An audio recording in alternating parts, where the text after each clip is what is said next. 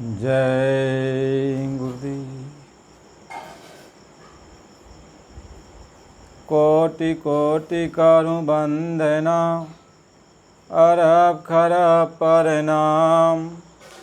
चरण कमल बिसरू नहीं, जय गुरुदेव नाम। चरण कमल बिसरू नहीं, जय गुरुदेव नाम। जय गुरुदेव।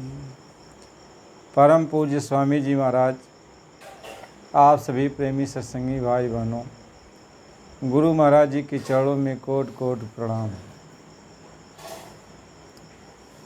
गुरु महाराज जी ने हम सबको बहुत कुछ सुनाया, बहुत कुछ समझाया। मालिक बहुत कुछ हम लोगों को रास्ता सिखाएं, पढ़ाएं। हम सबको मालिक के ही रास्ते पर चलना चाहिए। गुरु महाराज जी ने जैसा जैसा सिखाया पढ़ाया, उसी के रास्ते पर हम सबको चलना चाहिए। यह सत्संग गुरु महाराज जी के ही वचन है। जो मालिक ने कहा वह वचन ही सत्संग है, क्योंकि मालिक के जो भी वचन है वो सत्य हैं और सत्य ही सत्संग है। तो उनके वचन को हम लोग कहते सुनते हैं और वह सत्संग ही है। मालिक के एक एक वचन हमारे जीवन को बदलने के लिए पर्याप्त हैं।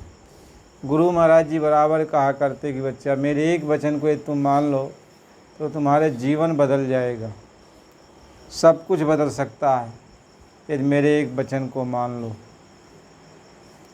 हम सभी लोग बहुत सी बीमारियां, परेशानियां लेके जब स्वामी जी महाराज के पास जाते थे तो स्वामी जी महाराज यही कहते कि बच्चा, तुम एक बात मेरी मान लो और हम तुम्हारी सब बातें मान लेंगे।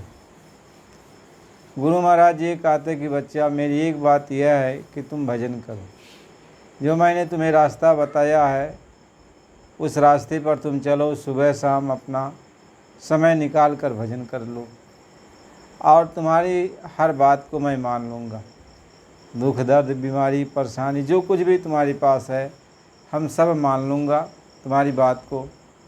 और तुम्हारी परेशानी को सुनते सुनते मेरे कान पक गए।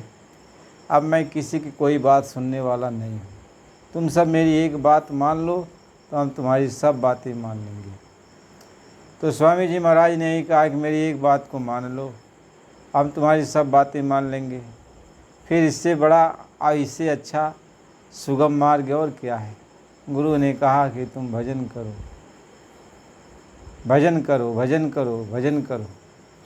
तो अब इससे बड़ा और कोई क्या कह सकता है। जब स्वामी जी महाराज ने कहा भजन करो, हम तुम्हारी सब बातें मान लेंगे, सब बातें सुन लेंगे, तो हमें भजन करना चाहिए। अब हमें सत्संग सुनना चाहिए।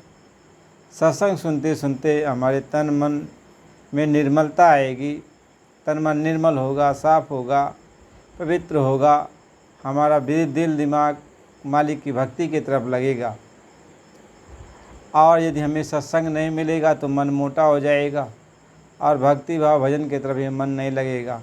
मन जब भक्ति करने को होगा तो आलस आएगा, नींद आएगी और जम्हाई आएगी और दिल हमेशा जो है दूसरी तरफ हमेशा लगा रहेगा और हम भजन नहीं कर सकते। महात्मा इसलिए समझाते हैं कि सत्संग बहुत ज़रूरी है। जब तक सत्संग नहीं मिलेगा तो मन मोटा हो जाएगा, पर्दा ज़्यादा पड़ता चला जाएगा, तो फिर आप भजन नहीं कर सकते। बहुत सारे लोग ये कहते हैं कि हम जो है सत्संग नहीं सुनेंगे, हम भजन कर लेंगे। तो भजन कैसे आप कर लोगे? आखिर दुनिया में आप हो, दुनिया में हो, सबके साथ देखते हो, सुनते हो, बैठते हो, खाते हो, पीते हो, तो सबका कर्म जो है आता रहता है, लेन देन सबका होता रहता है, तो ये बोझ चढ़ता है। तो जब बोझ चढ़ता है तो कैसे आप भजन कर लोगे? भजन में बैठोगे मन भाग जाएगा, इधर उधर भागता रहेगा, आप भजन नहीं कर सकते हो। इसलिए सत्संग की ज़रूरत पड़ती है। सत्संग में जो है जो मैल होती है वह साफ़ हो जाती है। कहें सत्संग जल जब कोई पाए, मैल आई सब कट कट जाए। सत्संग मिलने लगता है महात्माओं का तो मैल का साफ़ होने लगती है। जब मैल साफ़ हो जाएगी तो आप भजन कर लोगे, आपको आलस नहीं आएगी, नींद नहीं आएगी। और सत्संग नहीं मिलेगा तो मन साफ नहीं होगा। तो जब मन साफ नहीं होगा तो मन आलस आएगा, मन में आलस आएगी, नींद आएगी, अच्छा नहीं लगेगा। इसलिए महात्मा कहते हैं कि सत्संग भजन की बाढ़ होती है। यानी सत्संग है जो भजन को आगे बढ़ाता है, और आप सत्संग को समझते नहीं हो। स्वामी जी महाराज ने कहा कि देखो, पहला सत्संग होता है, संत मत में पहला सत्संग है। यानी आप महात्माओं का सत्संग सुनो, और जब सत्संग आप सुनोगे तो पहला सत्संग, फिर इसके बाद तब आप सेवा करो। सत्संग करो, फिर इसके बाद आप सेवा करो। तो जब आप सेवा करोगे तो फिर आप तब भजन कर सकते हो। इसलिए 3 प्रमुख चीज़ है, सत्संग, सेवा और भजन। तो आपको सत्संग पहले महात्माओं का सुनना चाहिए। एकदम ख्याल ध्यान लगाकर जब सत्संग सुनोगे तो तन मन की मैल साफ़ होने लगती है। महात्माओं के सत्संग से, संतों महात्माओं के सत्संग से तन मन की जो मैल है ये साफ़ होने लगती है। जब तन मन की मैल साफ़ होने लगती है, साफ़ हो जाती है, तो आप विशुद्ध हो जाते हो, निर्मल हो जाते हो। तो आपका दिल, आपकी आत्मा अपने बारे में, परमात्मा के बारे में, भगवान के बारे में अब सोचने लगती है। क्योंकि मन साफ़ हो गया, बुद्धि साफ़ हो गई, आत्मा निर्मल हो गई, तो अब भगवान के बारे में, आत्मा के बारे में तब वो सोचने लगती है। सोचने लगती है कि हमें भगवान कैसे मिलेगा, आत्मा का दर्शन हम कैसे करेंगे। तो आप अब भगवान का दर्शन करने के लिए, आत्मा का दर्शन करने के लिए, अपनी बात को जानने के लिए, रास्ता पाने के लिए, भगवान के पास जाने के लिए, तब आप महात्माओं के पास जाओगे तो महात्मा की सेवा करोगे। सेवा इस उद्देश्य से करोगे कि ये महात्मा हमें भगवान से मिला देंगे, ये महात्मा हमारी आत्मा को जगा देंगे। यानी ये भाव आपके अंदर आएगा तो आर्त भाव हो करके, यानी आपके अंदर एक तरीके का तड़प रहेगा, जैसे कोई दीन भाव में जा कर के, अभी नहीं है घमंड में जा कर के, नहीं, दीनता में जाता है, चरणों पे पड़ता है, सिजदा करता है, जो कहते हैं वो सुनता है, सब कुछ वो इसलिए करता है कि सब करे फल और खगनायक इहा और करिए राम पद पंकज नेहा। कह सबका फल, यानी जो भी महात्मा की वो सेवा कर रहे हैं उसके अंदर उसका उद्देश्य ही है कि हमको भगवान की भक्ति का, यानी जो मार्ग है, जैसे भगवान मिलेगा, आत्मा जगेगी, वह चीज़ हमको मिल जाए। तो यह जब उसके अंदर आ जाता है तब वह संतों की सेवा करने लगता है। अब सेवा 3 तरह की होती है, तन की सेवा, मन की सेवा, धन की सेवा। यह 3 तो प्रमुख सेवा होती है। तो तन लगाता है महात्माओं के पास, चला गया महात्मा जहाँ हैं तो अपने जो है शरीर से वहाँ कुटिया को साफ कर किया, हर तरीके से पानी लाया, छिछकारा, और जो कुछ भी काम करने लायक होता है, यदि काम करने लायक है तो खाना भी बना देता। जैसा मतलब वो चाहता है कि हम तन से महात्माओं की सेवा करें, उनको स्नान कराएं, उनके पैर को दबाएं, यानी वो उसके अंदर ये भाव बन जाता है कि हम इनकी सेवा करें, सेवा से खुश हो जाएंगे। महात्मा कोई हुक्म दे देते हैं कि जाओ यह काम करके आओ, इस काम को करके आओ, तो वह दौड़ता दौड़ता उस काम को करने लगता है। महात्मा यदि कहते हैं कि जाओ ये चीज़ खरीद के लेके आओ, यहाँ ये काम करना, ये काम कर लो, तो यदि उसके पास कुछ पैसा कौड़ी है तो जाके वह ये नहीं कहेगा बाबा जी हमको दे दो पैसा, उसके पास है तो जा कर के वो सामान खरीद के लेके चला आएगा और वो काम ले आके सामने दे देगा कि स्वामी जी ये चीज़ है, गुरु महाराज जी ये चीज़ है, महात्मा जी के चरणों पर पड़ेगा। और नहीं है तो कह देगा तब नहीं है। तो कहने का मतलब जब है तो तन की सेवा वो जो है करता है, फिर धन की सेवा करता है, मन लगा करके करता है, यानी छल कपट नहीं, मन की सेवा का मतलब होता है छल कपट नहीं रहता, उसके अंदर सिर्फ एक भाव रहता है कि परमात्मा से भेंट हो जाए, मालिक से भेंट हो जाए। तब ये सेवा करते करते, ये सब सेवा करते करते जब जीव निश्चल रहता है तो महात्मा प्रसन्न हो जाते हैं, उसकी सेवा से खुश हो जाते हैं, प्रसन्न हो जाते हैं। तो परमात्मा से मिलने का मार्ग बता देते हैं, परमात्मा से मिलने का जो मार्ग है उस मार्ग पर ले जाके खड़ा कर देते हैं कि यही मार्ग परमात्मा की दरगाह तक जाएगा। परमात्मा के मार्ग से जोड़ देते हैं, परमात्मा से जोड़ देते हैं। अब परमात्मा से ही जोड़ दिया, परमात्मा के नाम से जोड़ दिया, परमात्मा के मार्ग से जोड़ दिया, महात्मा जोड़ देते हैं। तो उसी को कहते हैं अब सूरत शब्द नाम जोग मार्ग अभ्यास, यानी अब ये सेवा जो है सूरत शब्द नाम जोग की सेवा होती है। यानी ये आत्मा जो सूरत है न, अब ये परमात्मा रूपी शब्द से, परमात्मा से जुड़ गई है। अब वो परमात्मा की सेवा करती है। परमात्मा की सेवा क्या है? उसकी आवाज़ को सुनना, यानी आत्मा से परमात्मा की आवाज़ को सुनना ही वह उनकी सेवा है। ये अब उच्च कोटि की सेवा है। यानी इसी सेवा से अब ये आत्मा अपने घर जाएगी। तो सूरत शब्द नाम जोग अभ्यास, यानी सूरत अब शब्द को पकड़ लेती है, तो अब शब्द को सुनती है। अब यह सेवा, इस सेवा को वो करती है। इसी को कहते हैं भजन, यानी सुनने का नाम भजन। यानी अब उस शब्द को सुनती है, यानी परमात्मा की आवाज़ को सुनती है। यह एक सेवा है, यह एक परमात्मा की सेवा है।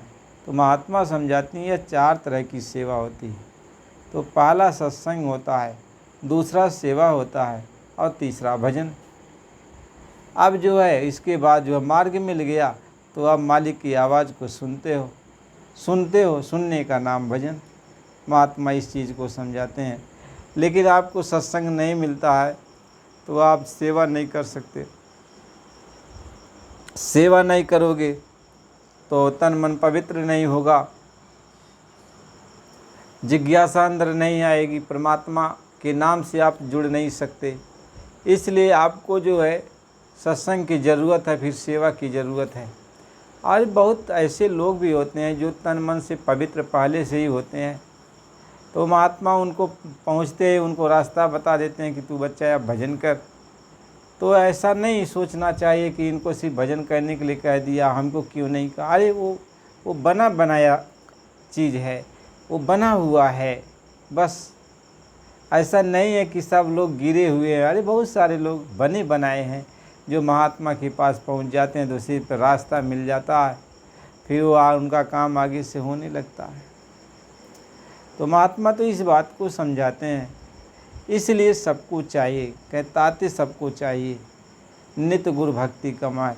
हमेशा गुरु के ख्याल ध्यान में लगना चाहिए, गुरु की भक्ति में लगना चाहिए। महात्मा ये समझाते हैं कि भगति भाव भादु नदी, भगति भाव भादु नदी, और सब चली गहराई, और सरिता सोई सराही, जो जेठ मास ठहराए। कहते हैं वैसे उमंग तो सबके अंदर आता है भक्ति कहने के लिए।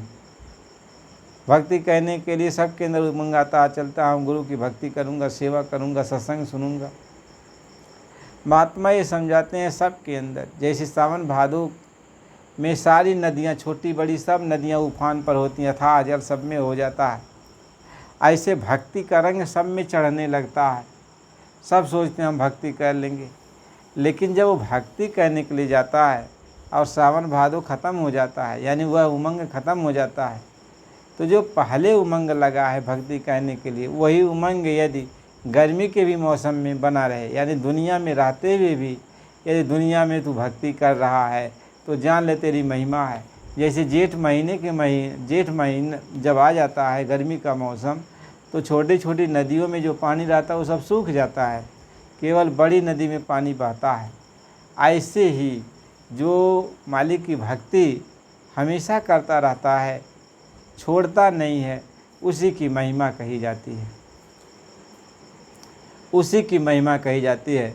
महात्मा इसी बात को समझाते हैं कि भक्ति भाव भादो नदी सब चली गहराई, और सहिता सोई सराहिए जो जेठ मास ठहराए।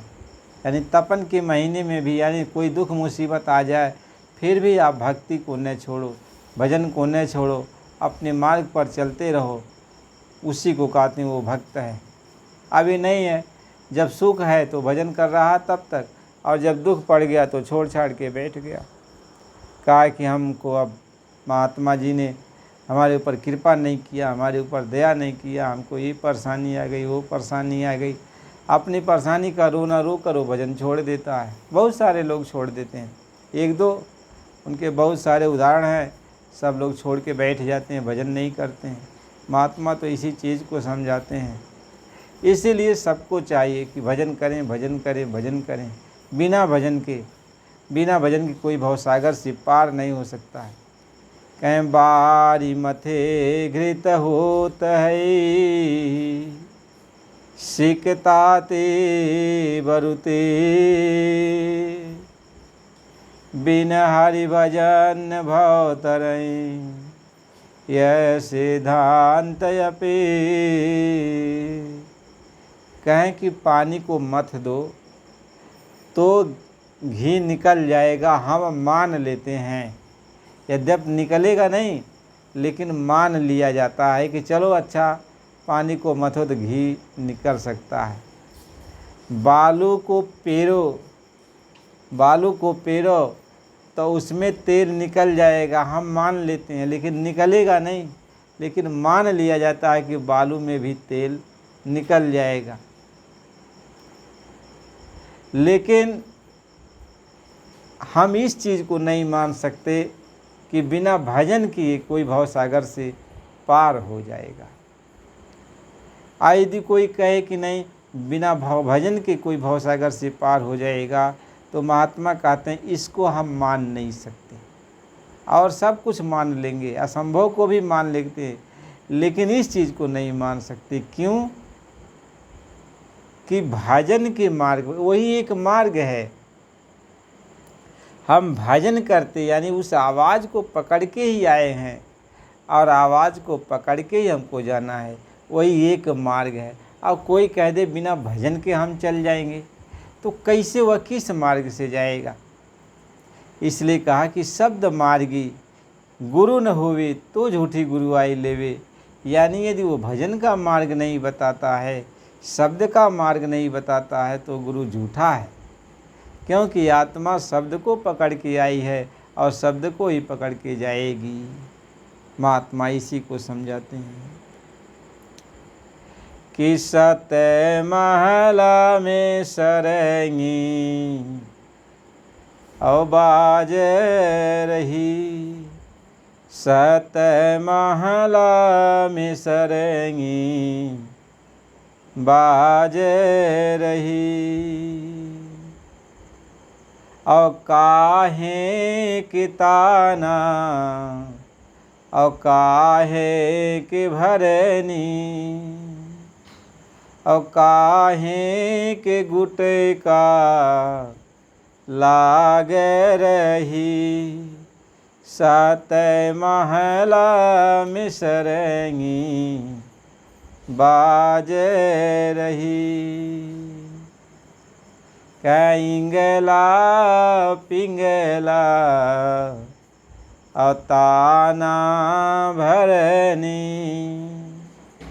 और ज्ञान के गुटी का लाग रही, सात महला में सरंगी बाज रही। कहीं केहू गावे और केहू बजावे, और कौन सुहागिनी नाच रही, सात महला में सरंगी बाज रही। कहीं ईश्वर गावे पार ब्रह्म बजावे, और सूरत सुहागिनी नाच रही, सात महल में सरंगी बाज रही। कहते हैं कि मालिक की आवाज़ हो रही और मालिक की आवाज़ को पकड़ के ये आत्मा नाचती हुई आई और मालिक की आवाज़ को पकड़ के वह नाचती हुई जाएगी। यानी शब्द वह चक्कर का कर रहा है, घूम रहा है, बहुत तेज़ रफ्तार में वो शब्द घूमता है और उसी शब्द पर ये आत्मा घूमती है और घूमते हुए नाचती हुई नीचे उतर कर आई है। और जब शब्द को ये पकड़ेगी तो शब्द इसको नचाते हुए फिर आत्मा को ऊपर लेके जाएगा। महात्मा इस चीज़ को समझाते हैं, इसी चीज़ को समझाते हैं कि आत्मा शब्द को ही पकड़ के आई है और शब्द को ही पकड़ के जाएगी। इसलिए एक ही मार्ग आने का है और एक ही मार्ग जाने का है। अब कोई ये कहे कि बिना भजन के, बिना प्रभु की भक्ति के, बिना भजन के कोई भवसागर से पार हो जाए, तो महात्मा कहते हैं हम इसको मान नहीं सकते, क्योंकि अपने घर जाने का एक ही मार्ग है, वो भजन का मार्ग है। यानी प्रभु की वाणी की, प्रभु के आवाज़ का मार्ग है। प्रभु ही अपनी आवाज़ पर नीचे उतारा है, अब प्रभु ही अपनी आवाज़ पर इस आत्मा को ऊपर लेके जाएगा। तो जो भजन करेगा वही तो जाएगा, और जब जो भजन नहीं करेगा तो कैसे जाएगा। अब भजन कोई ढोल मजीरा बजाने पर, गाना बजाना का नाम थोड़ी भजन है कि भजन हारमोनिया पर गा लिया तो उसको भजन कहते। किसी महात्माओं की वाणी को पढ़ लिया, गा लिया तो उसको भजन कहते। भजन वह चीज़ नहीं है, भजन तो वो मालिक की आवाज़ है।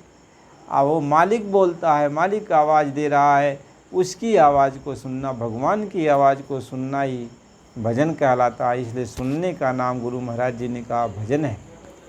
भजन ये सुनने का नाम है। आप सुनो, जब आप सुनोगे तब आप चलोगे। बिना भजन के कोई भवसागर से पार नहीं हो सकता। यानी बिना भगवान की वाणी को सुने, जब तक भगवान की वाणी को नहीं सुनेगा वह निर्मल नहीं होगा, विशुद्ध नहीं होगा, वह अपने घर जाने के काबिल नहीं होगा। इसलिए भगवान की जो वाणी है, प्रभु की जो वाणी है, वह वाणी को सुनना पड़ता है।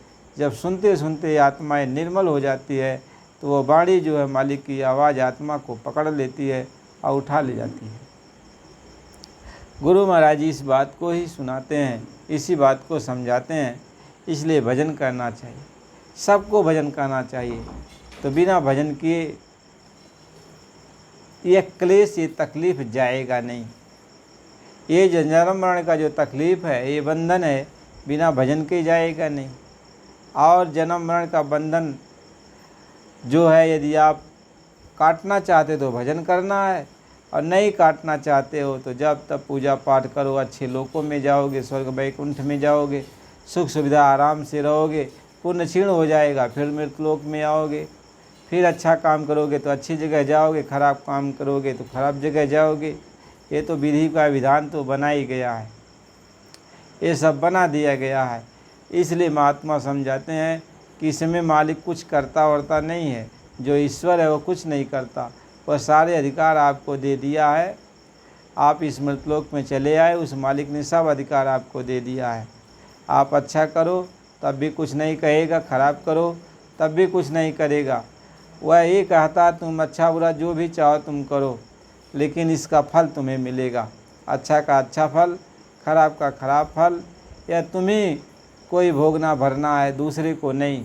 मैं कुछ नहीं करता, भगवान कहता है, ईश्वर कहते हैं कि हम कुछ करते नहीं हैं, हम तुम्हारे अच्छे बुरे का हिसाब करते हैं। चलो अच्छा बुरा का, जो अच्छा किया तो अच्छा का ही फल मिल जाएगा, और ख़राब किया तो ख़राब का फल मिल जाएगा। मैं ये काम करता हूँ, मैं अपने तरफ से कुछ न तुम्हें देता हूँ, कुछ नहीं करता धरता हूँ। बस तुमने जो अपना किया है वही तुम्हें भोगना और भरना है। अच्छा किया है तो अच्छा तुमको मिलेगा, सुख सुविधा मिलती है, और ख़राब तुमने किया है तो तुम्हें दुख मिलेगा। तो दूसरे का दोष क्यों देते हो? कहीं बोवे पेड़ बबूल का, अम्ब कहाँ ते खाए। या तूने बबूल का बीज बोया है तो वह फलेगा फूलेगा तो तुम्हें कांटा ही खाने को मिलेगा। ये तूने आम का पेड़ बीज बोया है, वह जब फलेगा फूलेगा तो तुम्हें आम खाने को मिलेगा। तो जैसा तू अपने खेत में यह बिया बो दिया है, वैसा तुम्हें देर सवेर खाने को मिलेगा। यह मानव शरीर एक खेत है, इसमें जो है अच्छा और बुरा, तुम जो चाहो जैसा भी बिया इसमें डालो, जैसा भी चाहो आप करो, वैसा ही जब आगे बढ़ेगा ये बीज, वैसा ही जो फल लगेगा वही तुम्हें खाने पीने को मिलेगा। इसलिए महात्मा ये समझाते हैं कि किसी का दोष नहीं होता, सब अपना ही दोष होता है। हम अच्छा किए हैं तो अच्छा भोग रहे, बुरा किए हैं तो बुरा भोगेंगे। इसमें न कोई किसी को दुख देता है, न कोई किसी को सुख देता है। यह हमारा कर्म ही हमको दुख देता है, हमारा कर्म ही हमको सुख देता है। तो कर्म जैसा हमारा होगा, हमें हमारी वैसी गति मति होती है। इसलिए महात्मा ये समझाते हैं, अब की बार ये मानव तन तुमको मिला है तो अच्छे काम कर लो, बुरा काम तो छोड़ दो और अच्छे कामों में लग जाओ। और अच्छा काम करके जो है अपने जो है आत्मा को इस दुर्गति से निकाल लो। पहले अच्छा काम करो, अच्छा काम करके पुण्य इकट्ठा हो जाएगा, महात्मा मिल जाएंगे। और महात्मा मिल जाएंगे तो भगवान से मिलने का रास्ता बता देंगे। और उस रास्ते को जब पा जाओ तो भजन भाव भक्ति करके इस देश से निकल चलो। जन्म मरण के बंधन से आप छुटकारा पा जाओगे। महापुरुष इसी बात को समझाते हैं। इसलिए प्रेमी भाई बहनों, गुरु महाराज जी की बड़ी कृपा दया है कि हम सबको गुरु महाराज जी के वचन सुनने का अवसर मिलता है। तो हमें गुरु के वचन हमेशा सुनना चाहिए, मालिक के वचन को अपने हृदय में धारण करना चाहिए। तो नए लोग हो तो चैनल को सब्सक्राइब करो, लाइक करो, पुराने हो तो लाइक करो, कमेंट करो और सत्संग को बराबर सुनते रहो। गुरु महाराज जी की बड़ी कृपा है, बड़ी दया है। फिर अगला सत्संग आपको अगली वीडियो में मिलेगा। जय गुरुदेव।